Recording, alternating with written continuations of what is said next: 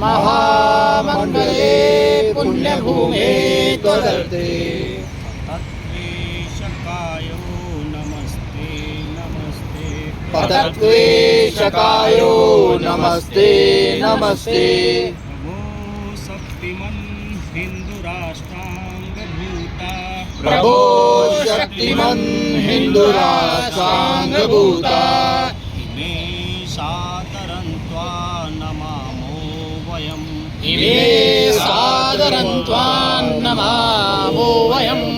त्वदीयाय कार्याय बद्धाकटीयम् त्वदीयाय कार्याय बद्धाकटीयम्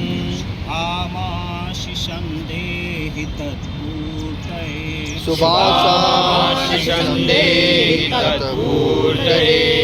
अजय्याच विश्वस्य देहि शक्तिम् अजय्याच विश्वस्य देहि शक्तिम्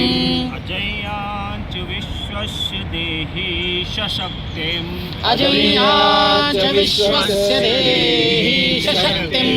सुशीलं जगद्देन नम्रं भवेत् सुशीलं जगद्देन नम्रं भवेत्।